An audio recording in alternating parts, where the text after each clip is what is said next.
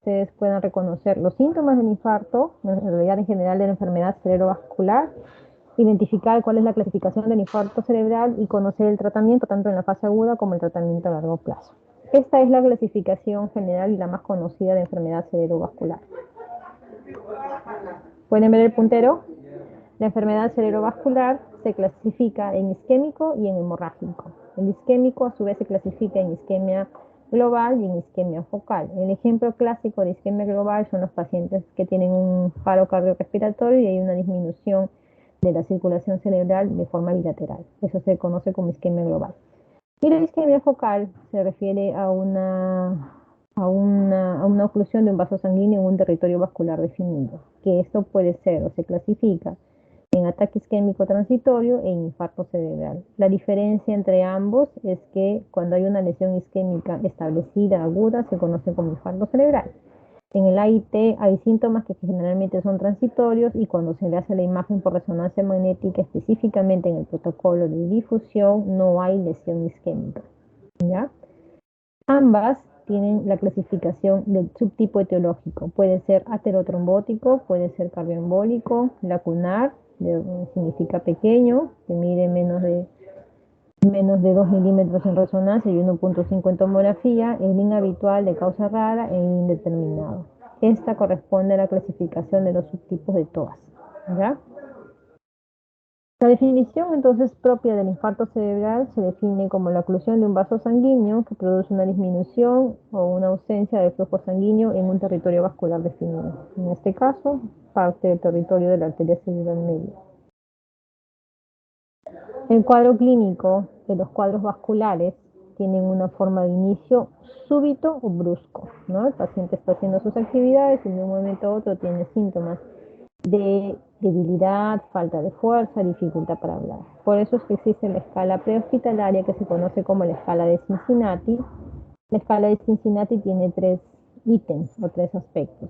1, que es la simetría facial, 2, que es la debilidad en los brazos y 3, que es el habla.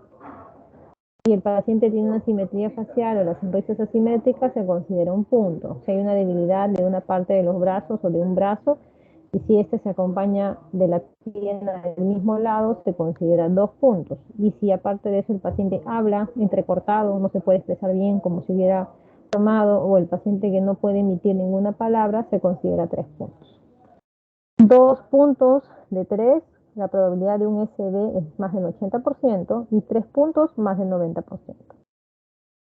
Existen otras escalas como la escala Los Ángeles que ustedes pueden ver aquí en la parte inferior que considera otros aspectos. La edad, si ha habido o no se ha habido crisis, la duración de los síntomas y sobre todo la glicemia. La glicemia, cuando es menor de 50 o es mayor de 400, son causas de septic shock, pueden simular un estrés. Si un paciente, cuando ustedes lo evalúen en la emergencia, tiene una glicemia menos de 50 o más de 400 y tiene los síntomas que hemos mencionado anterior, no van a pensar la primera posibilidad que sea un stroke, sino una hipoglicemia o una hiperglicemia. Y hay que corregir la causa de fondo. Para conocer un poco de la fisiopatología del infarto cerebral, tenemos que repasar algunos conceptos de la autorregulación cerebral. En la línea de las X ustedes tienen acá la presión de perfusión cerebral. Recuerden que la presión de perfusión cerebral es igual a la presión arterial media menos la presión intracerebral. Y en la línea vertical tienen el flujo sanguíneo cerebral. En pocas palabras, la cantidad de sangre que circula en el cerebro. Tiene una unidad de medida, la cantidad de sangre, que es por 100 gramos de tejido por minuto. ¿Ya? Bajo condiciones normales, la autorregulación cerebral significa o consiste en que puede haber variaciones de la presión arterial o la presión de perfusión cerebral entre 50 o 150, como ustedes ven acá, pero estas variaciones de la presión arterial, cuando hay una autorregulación cerebral, no afectan la cantidad de sangre que llega al cerebro.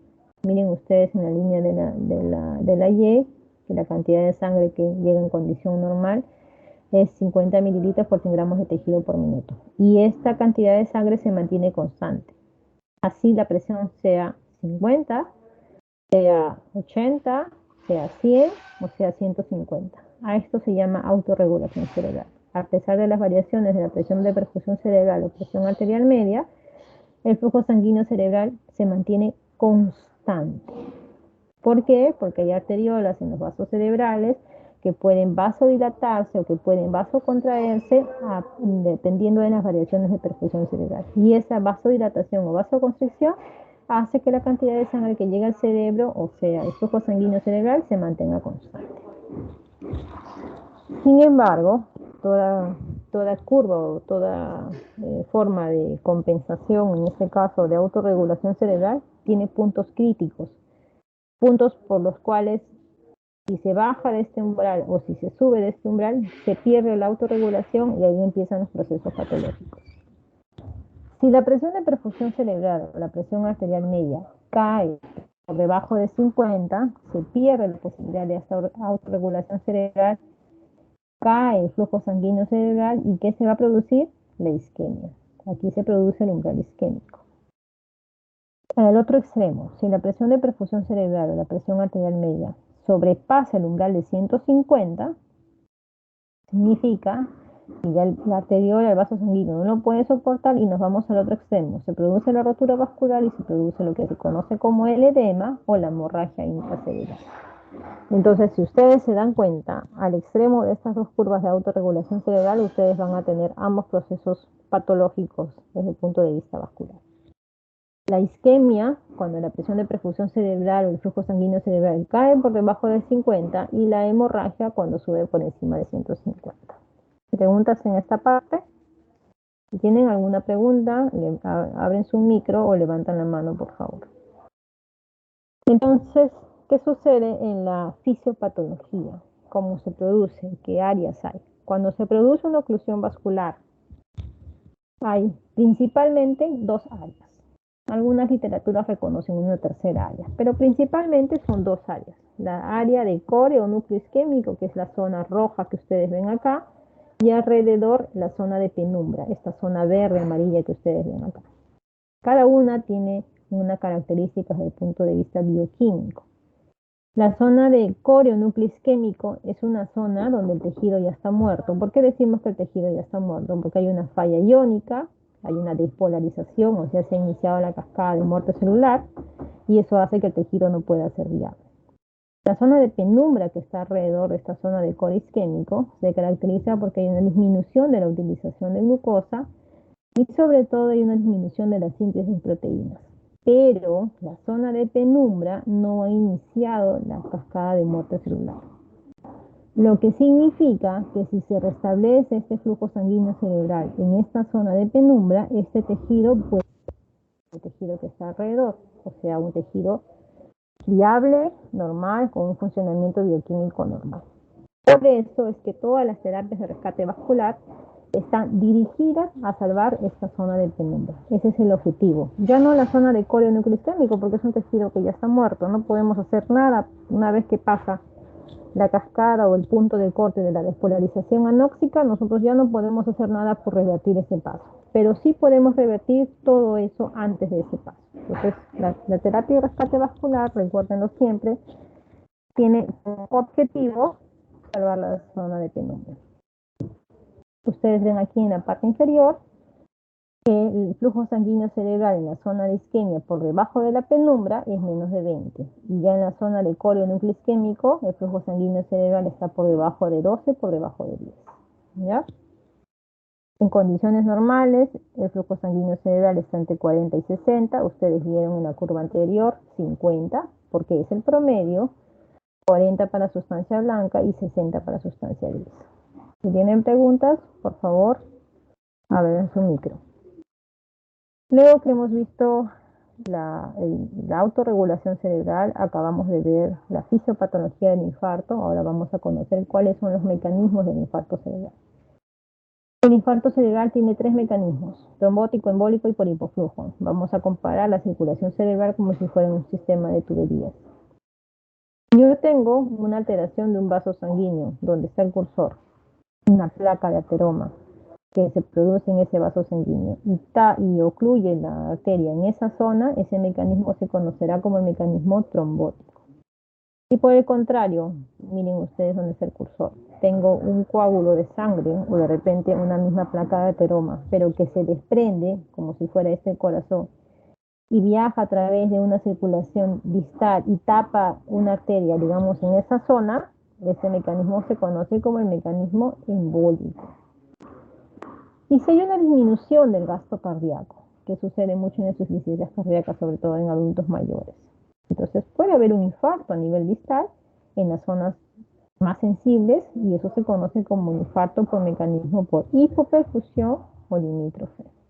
¿Ya? Entonces, esos son los tres mecanismos del infarto: trombótico, embólico y por hipoflujo. Acá es una representación esquemática de las lesiones, igual de los mecanismos. ¿Qué arteria es? Esta es la arteria carótida interna, que tiene sus ramas principales y que se divide en la arteria cerebral media y en la arteria cerebral anterior.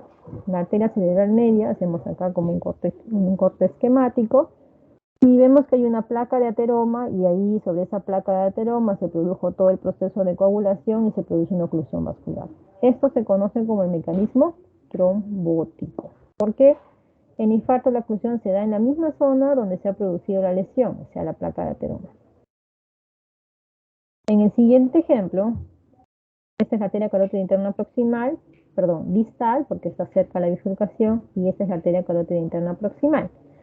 Resulta que la arteria carótida interna proximal tiene una placa de ateroma, pero no se ha producido aquí la lesión, sino parte de esta placa de ateroma se desprende, viaja por toda la carótida interna, sube por la arteria cerebral media y produce una oclusión en la misma zona que la anterior, pero no es esta la zona donde se originó la placa, sino en la carótida interna proximal.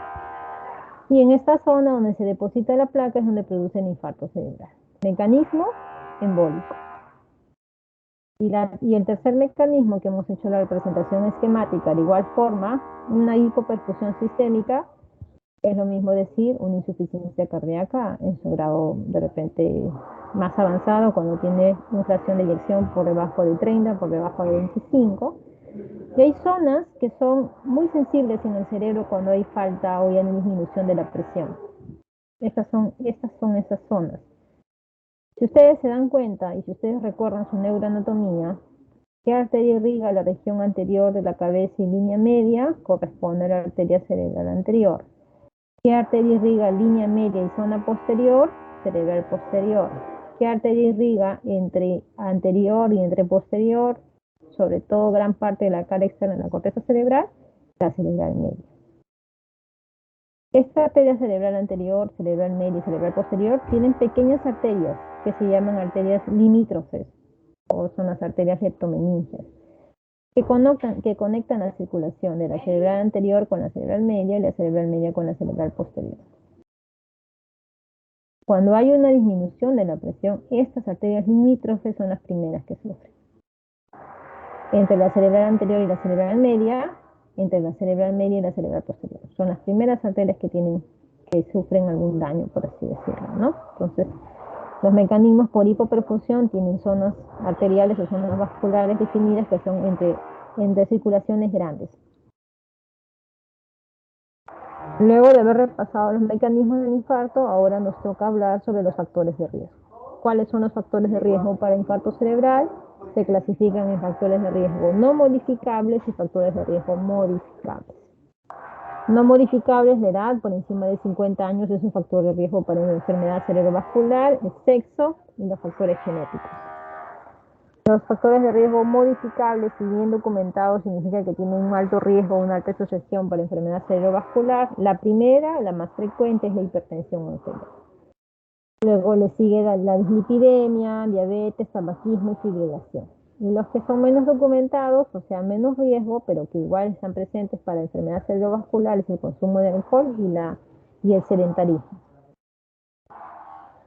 Muy bien, ¿preguntas ahí, jóvenes?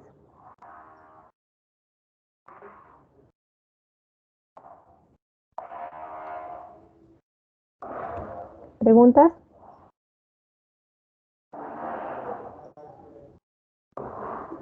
¿Todo está claro?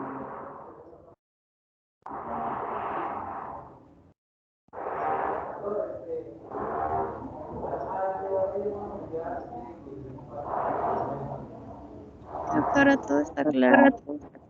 Ok. ¿Cómo hacemos el diagnóstico inicial? El diagnóstico inicial empieza con un cuadro clínico. Ya hemos visto las escalas prehospitalarias, debilidad en una parte del cuerpo, dificultad para hablar o paciente que no puede hablar, problemas visuales, problemas de coordinación, dependiendo de obviamente la zona anatómica y la semiología que ya ustedes han revisado el año pasado, que puede hacer corresponder a una enfermedad cerebrovascular. Forma de inicio brusco. Recuérdense que los cuadros vasculares casi siempre son de forma de inicio brusco y de un curso estacionario. Hay enfermedades que escapan a la regla, pero digamos que este es el común denominador. Y en las imágenes, luego de que tenemos el cuadro clínico, lo que tenemos a la mano y lo que siempre le hacemos es una tomografía cerebral simple sin contraste. ¿Cuál es el objetivo de la tomografía? Si el paciente está en las primeras horas, su objetivo no es encontrar el infarto, porque el infarto en las primeras horas no se puede ver. El objetivo es diferenciar si este cuadro de una enfermedad cerebrovascular corresponde a una hemorragia o corresponde a una isquemia. Lo que significa que siempre predomina el cuadro clínico. Si el paciente tiene un compromiso neurológico focal, déficit motor, visual, compromiso cerebeloso, cualquier compromiso de una vía que les haga pensar que hay una lesión neurológica, si la tomografía no sale hemorragia, no significa que el paciente no tenga nada, significa que el paciente tiene un infarto cerebral y que muy probablemente, porque tiene pocas horas de evolución, no se ven las imágenes. Es ahí que entra a tallar la resonancia con difusión. La resonancia con difusión es el gol estándar para las lesiones isquémicas agudas. Hay un poco de ruido aquí en el hospital, no sé si pueden a pesar de eso escuchar bien, o al menos escuchar, se puede entender.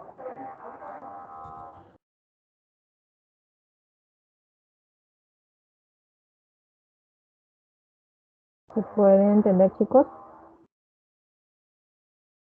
Sí, doctora. Ok.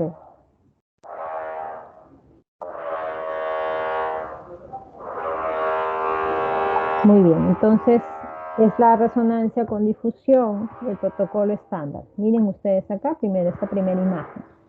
Esta es una tomografía cerebral simple, sin contraste, donde se evidencia una hipodensidad extensa en todo el territorio de la arteria cerebral media del lado derecho. Esto es un infarto cerebral de la cerebral media del lado derecho.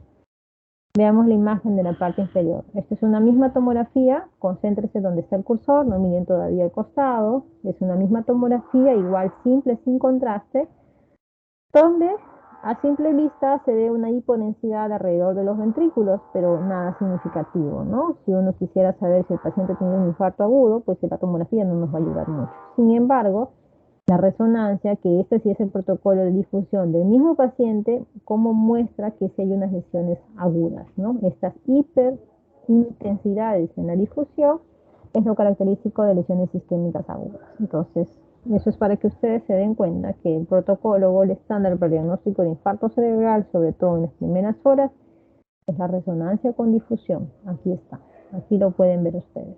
La tomografía puede salir negativa, pero no significa que el paciente no tenga una lesión isquémica. Así que hay que tener cuidado. Otros ejemplos de resonancia con difusión. Miren acá, este es un protocolo FLAIR. El infarto en el protocolo FLAIR se ve como hiperseñal o hiperintensidad. De igual forma en el protocolo T2 y en la difusión característicamente esta hiperseñal o esta hiperintensidad que es extensa, ¿no? Entonces es un infarto de la arteria cerebral media del lado izquierdo. Miren ustedes acá, los tres son protocolos de resonancia. T2, FLAIR y difusión.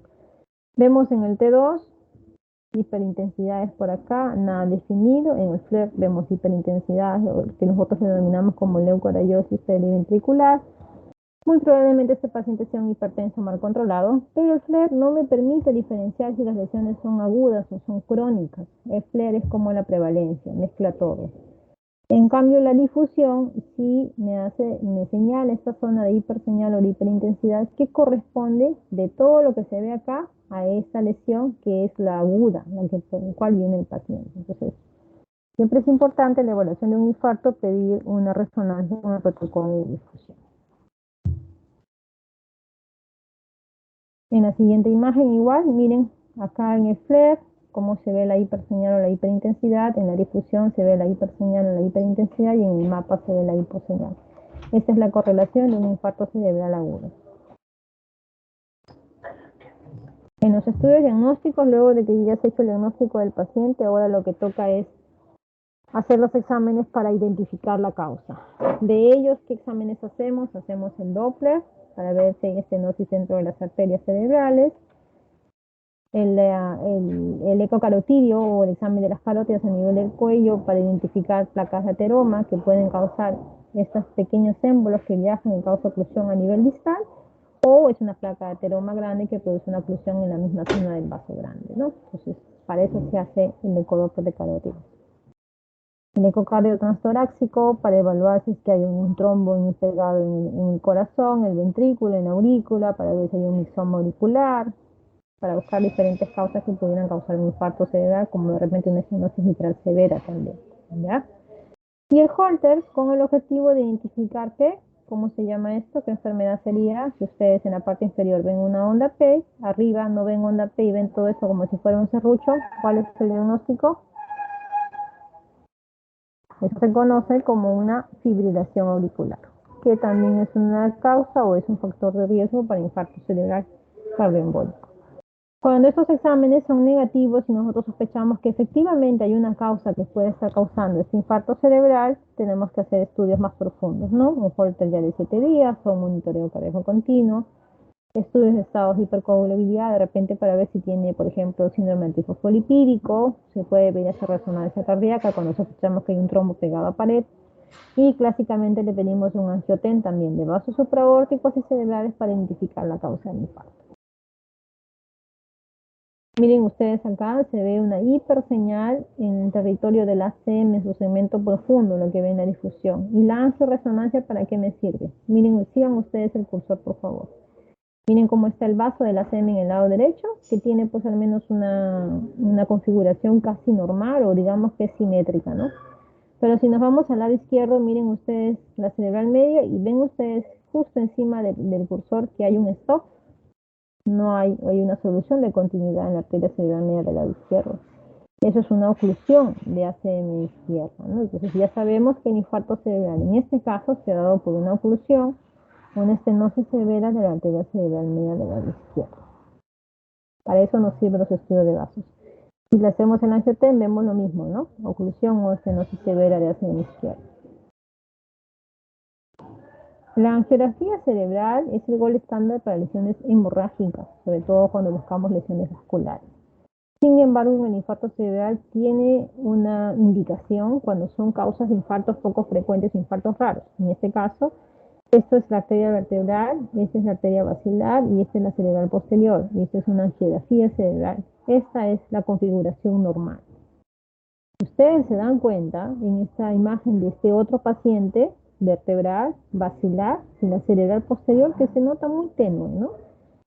Se diferencia mucho de esta primera imagen que es la configuración normal en la mayoría de las personas porque acá tiene pequeños vasos, hay vasos chiquititos que son vasos colaterales. Y esto es característico de la enfermedad de Moya-Moya, donde los vasos grandes se van cerrando y los vasos pequeños, las arteriolas, van compensando a través de la multiplicación de múltiples de vasos de pequeños colaterales. Clásico de enfermedad de Moya-Moya. Esta es la imagen característica en humo de tabaco. Entonces, ya hemos identificado, de acuerdo a los exámenes que hemos hecho, cuál es la etiología del infarto cerebral y nos toca clasificarlo, ¿no? Como comentamos al inicio, el infarto se clasifica en aterotrombótico, cardioembólico, lacunar, inhabitual e indeterminado. El aterotrombótico tiene que haber oclusión de un vaso grande. Como vimos en el ejemplo anterior, regresamos acá, encontramos una estenosis severa o una oclusión de la cerebral media, que es un vaso grande, esto clasificaría como un infarto aterotrombótico, porque la estenosis tiene que ser más del 50% o una oclusión total. ¿Ya? 50-99% dice la literatura. Cardioembólico, causas de cardioembolismo. Como vimos, la primera y la más frecuente es fibrilación auricular. Un trombo cardíaco, una prótesis valvular también podrían causar infarto cardioembólico. Lacunar, chiquititos, menos de 2 milímetros, menos de 2 centímetros en resonancia y 1.5 en tomografía. Inhabitual con la enfermedad de Moya-Moya que vimos en la angiografía y el indeterminado si tiene a su vez tres tipos o tres causas. Por estudios incompletos, paciente que no se le ha podido realizar todos los exámenes, por más de una etiología de repente tiene una oclusión de más del 50% de una arteria, pero además tiene una fibrilación auricular. No podemos saber cuál ha sido la causa del infarto, entonces lo clasificamos como por más de una etiología. El infarto de origen desconocido es el que le hicimos todos los exámenes, pero no podemos identificar la causa. Eso se conoce como el infarto de origen desconocido criptogénico. Miren ustedes acá, por ejemplo, esta es una oclusión de todo el territorio de la cerebral media y lo principal es que tiene que haber una estenosis de más del 50% para que se clasifique como infarto aterosclerótico con estenosis. Hay infarto aterosclerótico que uno puede sospechar sin estenosis más del 50%, pero tiene que haber otros factores de riesgo para aterotrombosis: edad, hipertensión, diabetes, tabaquismo o dislipidemia. El cardioembólico, miren ustedes estos infartos bilaterales, múltiples, ¿no? De ambos territorios. Ven acá, acá también hay infarto en cuña en el lado derecho. Generalmente el infarto cardioembólico son infartos corticales, pueden ser múltiples y tiene que haber una fuente o una causa de cardioembolismo como fibrilación auricular. El infarto lacunar o de vaso pequeño, como ustedes ven acá, miren este infarto, justo está encima del cursor, pequeñito, mide menos de 1.5 centímetros en tomografía y menos de 2 centímetros en resonancia. Esa es la característica del infarto lacunar. Y además no tiene que tener ninguna causa de aterotrombótico ni ninguna causa de cardioembólico. Significa que yo puedo tener este infarto pequeño, pero si el paciente tiene, por ejemplo, fibrilación auricular, ya no es lacunar, es un infarto cardioembólico. Los infartos inhabituales lo acabamos de ver. Moya-moya puede ser otras causas como cadacil o trombosis venosa. Lo que ustedes tienen que ver acá para que se den cuenta, miren cómo cuando se hace la tomografía, la resonancia con contraste, normalmente el contraste regresa a los senos. Ese es el seno transverso del lado derecho. Ustedes se dan cuenta, no se ve de igual forma el seno transverso del lado izquierdo. No pasa el contraste. Si no pasa el contraste significa que hay un trombo y que está obstruida la circulación venosa. Tampoco se ve el contraste ahí. Entonces esto es una trombosis venosa cerebral. Acá, el seno transverso del lado derecho que se ve muy bien, porque aquí se ve y miren como en el izquierdo no hay. No hay el seno longitudinal superior. Característica de trombosis venosa. Los infartos de origen indeterminado, acuérdense, porque no se le hizo todo, estudios incompletos, por más de una etiología y el criptogénico. Cuando un paciente llega a la evaluación por un infarto cerebral, sobre todo si es agudo, se hace la escala de NIHSS para valorar la severidad del infarto. Y otra escala que se hace es la escala de ranking modificado, que sobre todo se hace el alta porque nos permite valorar la discapacidad, la evolución del paciente, el pronóstico y también la mortalidad. El manejo del paciente que no es candidato a ninguna terapia de reperfusión consiste en el manejo de la vía aérea, saturación de oxígeno por encima de 94, ¿no? Se acelera oxígeno si es que la saturación cae bajo este punto de corte, la temperatura si es más de 38, la glicemia tiene que estar entre 140 y 180. Se tiene que evitar la hipoglicemia, ¿no? Entonces por eso es que el punto de corte es entre 140 y 180 y se maneja la hipoglicemia cuando es menor de 60. Idealmente deben ser manejados en una unidad de stock como tenemos aquí en el instituto. Y el paciente tiene que ser evaluado con el test de disfagia. ¿En qué consiste el test de disfagia? Se le da un vaso con agua y se ve si el paciente cae el agua por un lado de la comisura, el paciente se atora, significa que es un test de disfagia positivo y se traduce en que el paciente debe recibir o debe ser colocado con una sonda nasogástrica para prevenir el riesgo de aspiración como la neumonía aspirativa. La dieta debe ser empezada lo más pronto posible, ¿ya? Y para prevenir los casos de trombosis venosa profunda se utilizan los dispositivos de compresión neumática intermitente, además de la hidratación que usan todos los pacientes o que reciben todos los pacientes con infarto cerebral. No a todos los pacientes se les pone sonda Foley, porque incrementa el riesgo de infección urinaria. Y en un paciente que no es candidato a terapia de reperfusión, se maneja la presión arterial por encima de 220 con 120, no candidato a terapia de reperfusión. Y al que sí es candidato, durante la infusión, 180-105. Cuando veamos el seminario de terapia de rescate vascular, ustedes van a poder ver la diferencia. Y luego de las 24-48 horas, la presión se maneja como cualquier otro paciente normal, mayor de 140 con 90. Esta es una representación esquemática de un infarto cerebral en las fases iniciales. En este caso es un ejemplo de un infarto de la arteria cerebral media. Acuérdense que cuando se produce el infarto en la fisiopatología teníamos dos áreas.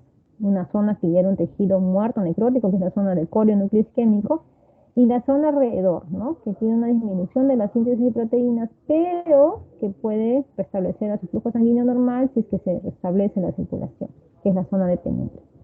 Les comenté que el objetivo de la terapia de rescate vascular es salvar la zona de penumbra. Entonces, todas las terapias que hacemos es para que esta zona de penumbra llegue o pase a ser un tejido normal. Y la zona de corio núcleo isquémico sea menor, por lo tanto, la discapacidad en el paciente sea menor. La ventana para la terapia de trombólisis endovenosa es menor a 4.5 horas. Para trombectomía mecánica hay dos, menor a 6 horas y menor a 24 horas. Eso ustedes lo van a definir y es parte del seminario que tenemos, el último seminario que tenemos.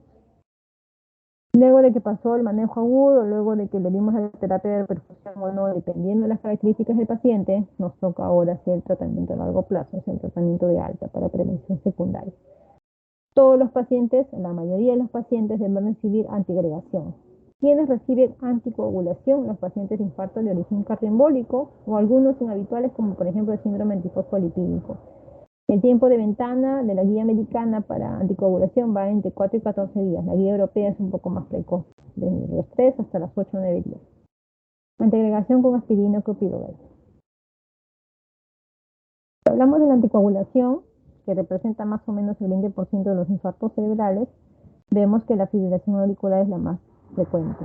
En caso de fibrilación auricular hay dos tipos, ¿no? La valvular y la no valvular.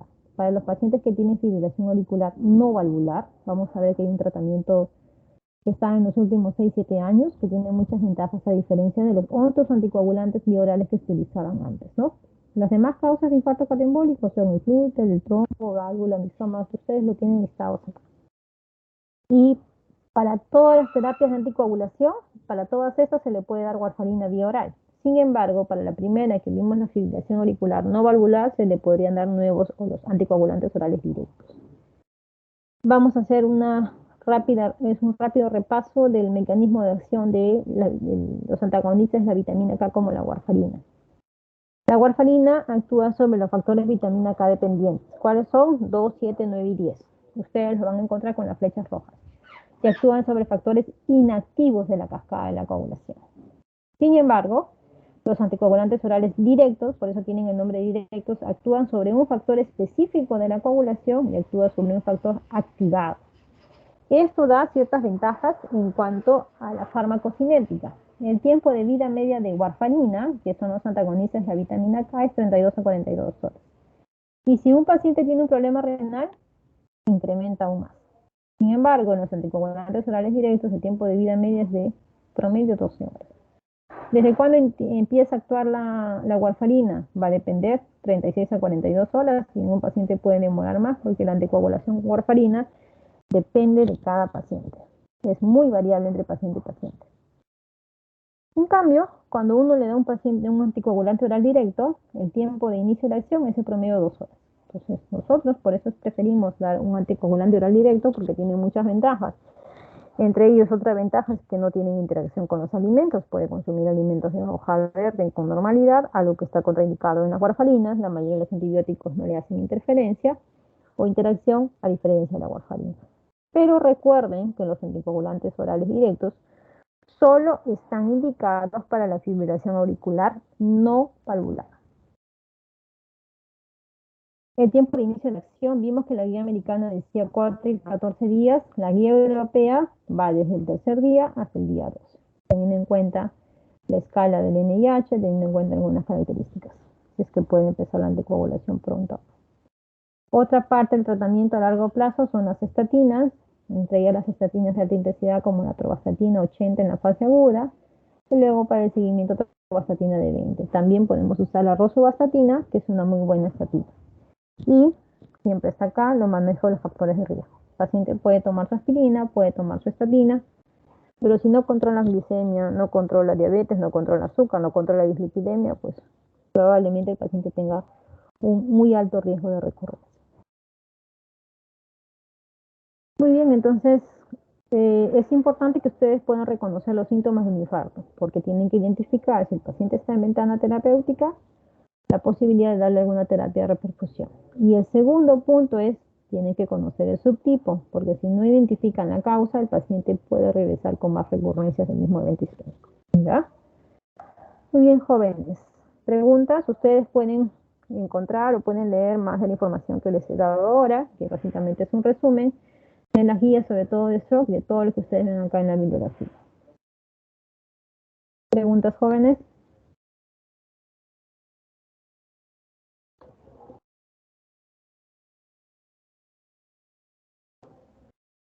Prendan su cámara, por favor.